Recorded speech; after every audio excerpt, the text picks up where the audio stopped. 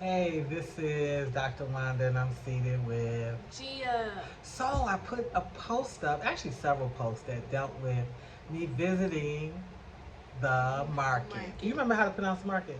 No, I don't. I don't even I remember have the I name. have to look at it. It's Yeah. it's it's one of the second largest markets here. It's been here forever. And Grandma Vic, who is essentially Isaac's aunt, like Yeah, sister like aunt, yeah. um, when he was younger, he was raised by her. The mother left him in her care, and he lived in Timonoo Town in the same home As I did. that Gia stays in during the week. So Gia has long had an amazing relationship with Grandma Vic, even though there is a huge language barrier. Grandma Vic has been essential in helping Gia transition here, be comfortable, be happy. She gave her first words to defend herself. What she teach you to say? I ain't gonna say him because it's pretty tough. But Yeah, she taught me a lot of stuff. She's like shut up. rude.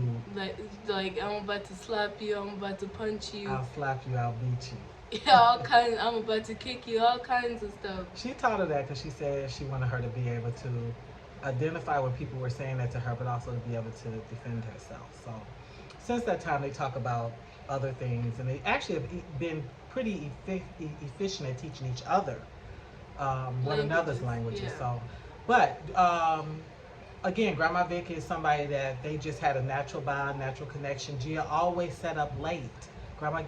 Vic is late back from the market. What time does she normally get back in the market? 8 or 9, sometimes even like 10.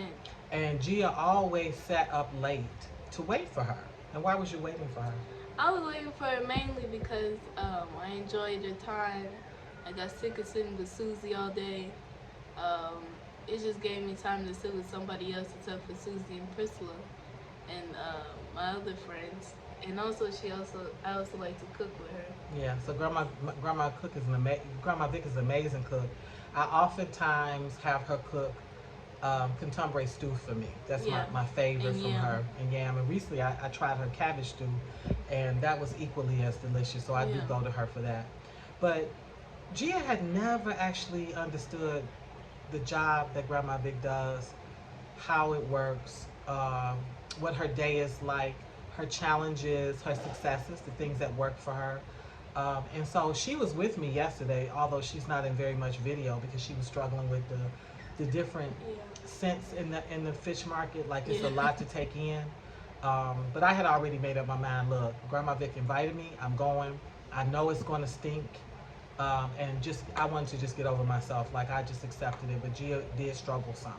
So to make a long story short, when we got home, I said, how was it for you, and what were your reflections?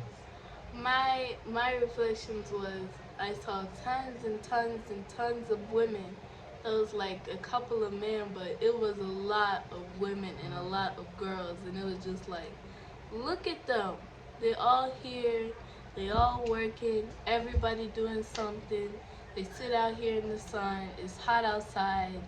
I mean, my respect for them is really, really high. Mm, And the fact that they have the nerve to just sit there and allow the other men to just be out there doing all these big dreams and jobs and stuff, and them sitting at the market like that, that really makes me think different about men and women.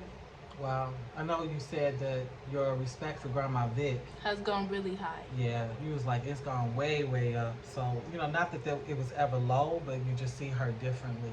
Yeah. It's a hard day. Yeah. It's a long day. Yeah. Um, and I saw her sell a little bit, but I didn't see, and then her cousin Priscilla was there, carrying it around. Yeah. Um, so I'm sure a lot of sales came that way too. But yeah, it's a long day. And Grandma Vic is sweet and warm and friendly. I love that there was a sisterhood there among Yeah. the fish women. They all are on some level friends, even though it seems like they should probably be more competitors than anything because they're Yeah. all selling fish. They're all selling fish, and Um, it's the same fish. yeah, with a caveat here and there, a little difference here and there, but yeah, it is the same thing. And I don't understand African markets like that either, Me where neither. they're all sitting there with the same thing and hoping you'll buy. And but for some reason, that's just how it is, and so I accept that. Um, I mean, I don't see it too different from the store. You go to the store, you see a whole lane of fish, you see a whole lane of chicken, you see a whole lane of cabbage. yeah, but I have to come out of one store. I come out of Kroger to go to A&P. I That's come true. out of A&P to go to, whereas they literally are sitting there. So Yeah. yeah, you're right. Grandma Well, Vic, I wanted to go because she, at one point, she owned 4 pieces of land. This was just, around the way she had accomplished these things. And so she's lost 3 and she's down to 1. She has a house that she's building in Ashima. She's been building it forever. Her son has helped her finally get it up to the roof. And the reality is, she needs to finish her house in Ashima so she can come out of the wooden structure that she's living in. but she And has limited time in. she has limited timing, it's limited funds, and so part of my going to the fish market was, one, because Grandma Vic invited me, she wanted me to understand it, but also because I've begun to try to work with her on a professional level. So recently I announced on Wonderlands Naturals that we're releasing we have 6 freshwater fish, smoked fish, that you can order. Okay, and so all of that is um, to help Grandma Vic. Yeah. Like I said, listen, let's see what we can do, because I've seen on eBay and it's in other platforms where people are ordering the fish. It does. We're vacuum sealing it, even though it's been smoked or it's salted. We're vacuum sealing it, so it definitely will get to you and it definitely will last. But she doesn't speak any English. Her English is real, real low. Yeah. What does she primarily speak? A dum and a tap bit of gum. Okay, and then she's not that technology literate. She's not. She do a little bit here and there. She has a WhatsApp, and she can do some messaging back, but that's it. So I fell in love with her spirit. Yeah, Grandma Vic is a very joyful, party type of fun person. Hmm. Like if you say, "Oh, we're doing a birthday party over here," she'd be there like 1 o'clock in the morning, already waiting for you. Or she's the person that's happy to cook, Yeah. to bring, like, some of the best meals for you, and she's not always looking for something. So yeah, I grew a heart for her. I went to see the property last year, and it was so close to finishing. And I've gotten to this place with my experience with Africans that I don't want to solve for them. I want to lead them and give them the tools that where they can solve for themselves. Because here's a woman who's unschooled, who is a businesswoman, even though she hasn't gone to any professional training. She's more professional than a lot of people that you would ever meet. That simply is not making enough to finish these big dreams that she had, which was finishing this house, this property. So that's one angle. I'm helping her with that. But then also, I had shared with her daughter about the microfinance company that I helped establish in Tanzania for the teachers that worked at Baguza. And part of the reason I did the microfinance company, this is all my own personal little money that I have saved up in finance to start the company with a trusted Tanzanian steward, was so that they wasn't begging. I didn't want them to have to, feel like, oh, let me contact the doctor for a travel fund or a funeral or school fees. I wanted them to be empowered, because a lot of what I was seeing was, it was like little minor money that was setting them back, but it's minor to me, but it's major to them. So I see the same scenario with Grandma Vic, where sometimes she just needs a little help. She's a hard worker, and she's a smart worker. She knows her craft. She's hardworking, and she definitely has respect among the other market women. So she can actually get a lot of momentum going. And so that was the other reason I was there. I wanted to begin to sit and talk with the women about the possibility of starting with, like, just 5, with Grandma Vic being the trusted steward and the leader, Yeah. of us putting together a lending club where she wouldn't get the setbacks, because part of the reason she had setbacks was she did borrow. She borrowed from the government. She borrowed from some banks. She did some loans. And the thing is, if you're not bringing in the money and you put collateral up, what do? They collect. They collect the collateral. So that's how she lost those lands. And as a woman who has fought for every single asset I have, because I am by no means a trust fund baby. I would like to help her hold this final asset, but it needs to come from her. She doesn't need to look and say, "Oh, she, finished my house." No, ma'am, you finished your house.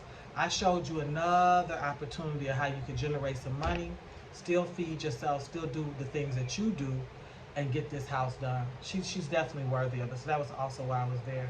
But I too gained a different and a deeper love and deeper respect for Grandma Vic. For me, it's gone way, way up because, like, how you said, I didn't realize that she had four lands before. I only knew her to have one or two, but for her to have four, Smart chick. She was doing some stuff. four. Hmm. Plus, I mean, I look at her and her children. Her children don't really respect her like how me and you do. They do and they don't. I won't say respect. I just think that they don't value her the way I wish they valued her. Yeah, They like just they just see her as mom. And being a mother of four and having my alpha and omega be the closest to me and the two in the middle, be far more distant, I understand that dilemma. So, some of it, your children are your children. You raise them, you're good to them. There's no guarantee that they're necessarily interested in you or your projects or seeing about you. They're individual spirits. But in terms of living it, it's painful. It's painful because I think she has four children, right? yeah, she has four children. They Just could like help her more. They could help her more. They really could. And I don't know, it's just really heavy on my heart to like, she's getting older. And that getting up, being at the fish market, what time does she leave for the fish market? she leaves like 3 or 4. So she's there usually by 5. It's in a cry, and it's just a long. And listen, this is all her on standard transportation, a trotro. She doesn't have a driver, I'm sure. She don't have a driver. Yeah, so she's hustling, which is why she gets back so late. And she's doing this, and wow, how do you see um, the benefit of all that hard labor and that long day? And she's still a sweetie Yeah. in spite of all that. So that was the market. So I reflected on her as a woman. I said, I want to help this woman. I had a short talk with one woman. Now, I didn't get to have the meeting I thought I was going to have. And I didn't have the meeting. I think the Lord wanted me to see the environment, the territory, to meet the players. Um, but also because her daughter Susie didn't do what I asked her to do.